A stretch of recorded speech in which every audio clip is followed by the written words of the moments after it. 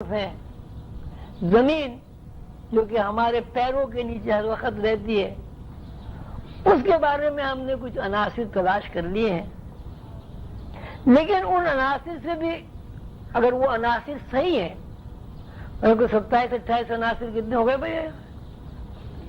26 عناصر. تو جب ہم نے یہ تلاش کر لیا ہے کہ 26 عناصر کی ترکیب سے زمین بنتی ہے، تو ہمیں زمین بنا لینا چاہیے. پانی کے بارے میں بتاتے ہیں ہائیڈروجن اور آکسیجن کو ملا کے پانی بنتا ہے، تو ہمیں پانی بنا لینا چاہیے، لیکن ہم پانی نہیں بنا سکتے. اب وہ کہتے ہیں صاحب مہنگا بہت بنتا ہے. پہلی بات نہیں ہے کہ وہ ہائیڈروجن اور آکسیجن جو ہے، اگر اس پانی کو آپ پئیں، کیا وہ پانی کا وہی وصف ہوتا ہے جو پانی کا ہوتا ہے؟ اس کے بارے میں کہا جاتا ہے نہیں، وہ وصف نہیں ہوتا. اس لیے ہائیڈروجن اور آکسیجن کے علاوہ بھی پانی میں بے شمار منرلز ہوتے ہیں، بے شمار چیزیں ہوتی ہیں. تو شعوری اعتبار سے اگر ہم یہ کہیں کہ یہ چیزیں جو اللہ تعالیٰ نے ہمارے لیے مسخر کی، ہمارے لیے مسخر ہیں، ہم ان کے حاکم ہیں، یہ سب فکشن اور مفروضہ ہے. کوئی چیز ہمارے لیے مسخر نہیں ہے اس وقت جب تک ہم تسخیری فارمولوں سے واقفیت حاصل نہ کریں. جب تک ہم جو چیزیں ہمارے لیے مسخر کر دی گئی ہیں ان کی جو تخلیقی عوامل ہیں ان سے ہمیں واقفیت حاصل نہ ہو. روحانیت ایک ایسا علم ہے کہ یہ اس بات پر بحث کرتا ہے، یہ بات سامنے لے آتا، مشاہداتی اور تجرباتی طور پر یہ روحانی علم بتا دیتا ہے کہ چاند اگر ہے تو وہ کیا ہے، چاند کی تخلیق میں کیا کیا چیزیں کام کر رہی ہیں، سورج کی تخلیق میں کیا کیا چیزیں کام کر رہی ہیں، کون سے اوصاف ہیں، کون سی صفات ہیں، کون سی روشنیاں ہیں جو ایک جگہ جمع ہو کر ایک ترتیب کے ساتھ چاند کو تخلیق کرتی. پھر ساتھ ہی روحانیت میں یہ بھی بتایا جاتا ہے کہ انسان کی تخلیق میں کون سی صفات کام کر رہی ہیں. اور جب انسان کو یہ علم ہو جاتا ہے کہ انسان کے اندر جو صفاتی عمل ہو رہا ہے وہ عمل ہر دوسری مخلوق سے زیادہ ہے، ہر دوسری مخلوق سے مستحکم ہے، اور ہر دوسری مخلوق کو ان صفات کا علم حاصل نہیں ہے. وہ جنات ہوں، فرشتے ہوں. جب جنات اور فرشتوں کو علم نہیں ہے تو نباتات جمادات کو ظاہر ہے کوئی اتنا علم نہیں ہوگا.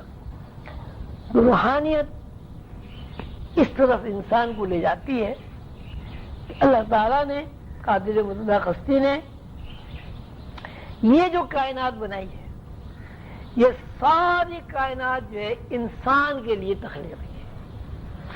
اور نہ صرف یہ کہ انسان کے لیے تخلیق اس لیے کی ہے کہ انسان اسے استعمال کرے، بلکہ اس لیے یہ تخلیق کی ہے کہ انسان کو اس کے اوپر تصرف کا اختیار بھی دیا گیا ہے. اگر کوئی آدمی یہ علوم سیکھ لیتا ہے روحانی، تو اس کو چاند کے اوپر، سورج کے اوپر، آسمانوں کے اوپر، زمین کے اوپر، زمین کے تمام طبقات کے اوپر تصرف حاصل ہو جاتا ہے. اگر انسان کو کائنات پر تصرف حاصل نہیں ہوتا تو اس کو پھر ہم کسی بھی طرح اشرف المخلوقات نہیں کہہ سکتے.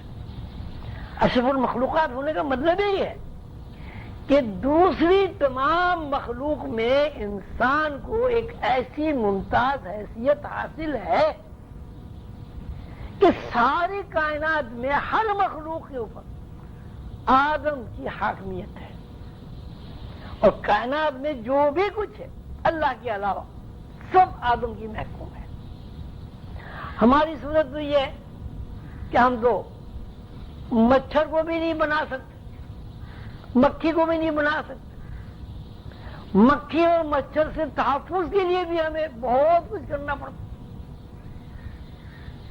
تو قلندر شعور اسکول یہ بتاتا ہے انسان کو کہ ہم جس دنیا میں رہ رہے ہیں، اگر اس دنیا میں ایک ترتیب ہے، ایک توازن ہے، ایک تواتر ہے، ایک تسلسل ہے، تو اس کا مطلب یہ نہیں ہے کہ وہ چیز انسان کے لیے مسخر ہے.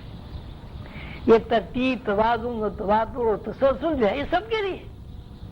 مثلا امرود ہر موسم میں امرود لگتا ہے درخت پر، تو انسان کے لیے اس میں تفصیلی کیا بات ہوئی؟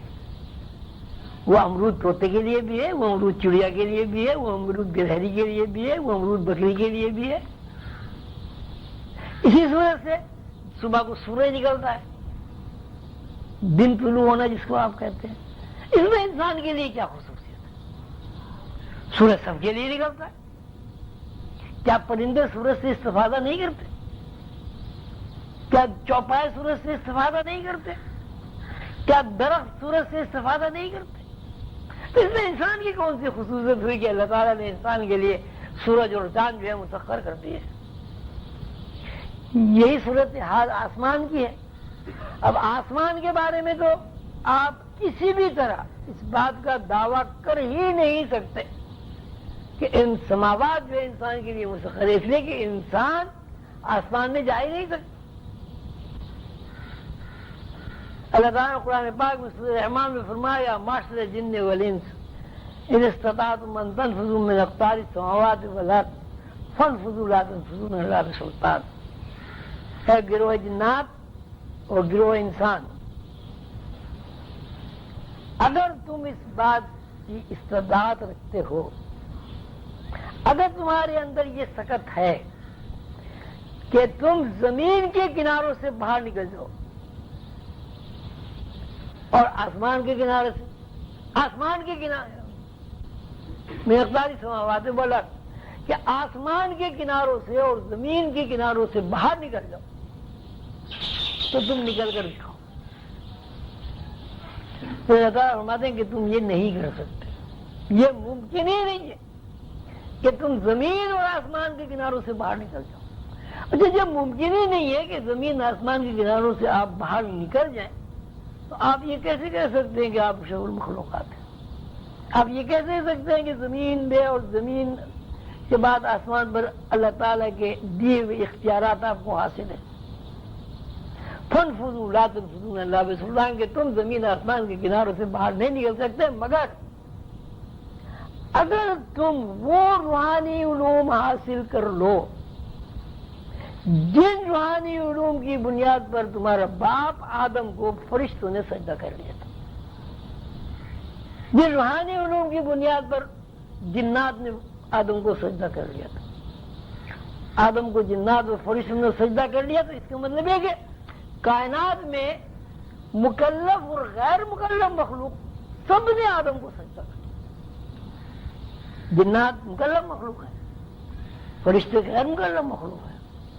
اب فرشتے غیر مکلف مخلوق میں اعلیٰ مخلوق ہے، پرندے چرندے درندے یہ بھی مخلوق ہے، لیکن غیر مکلف مخلوق ہونے میں فرشتے جو ہے وہ اعلیٰ درجے پر پائے.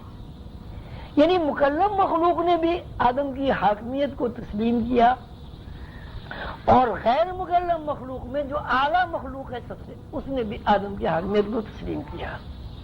جب غیر مکلف مخلوق اعلیٰ مخلوق نے آدم کی حاکمیت کو تسلیم کر لیا تو ہر غیر مکلف مخلوق نے آدم کی حاکمیت کو تسلیم کر لیا. اور اس کی بنیاد کیا ہے؟ اللہ تعالیٰ فرماتے ہیں اس کی بنیاد یہ کہ ہم نے آدم کو تخلیقی صلاحیتوں کا وہ علم سکھا دیا ہے کہ جس کی بنیاد پر یہ پوری کائنات میں ممتاز اور اشرف ہے، اور اس علم کی بنیاد پر ہم نے اس کو ایسے اختیارات عطا کر دیے ہیں جن اختیارات کی بنیاد پر وہ کائنات میں تصرف کر سکتا ہے بحیثیت ہمارے نائب کے.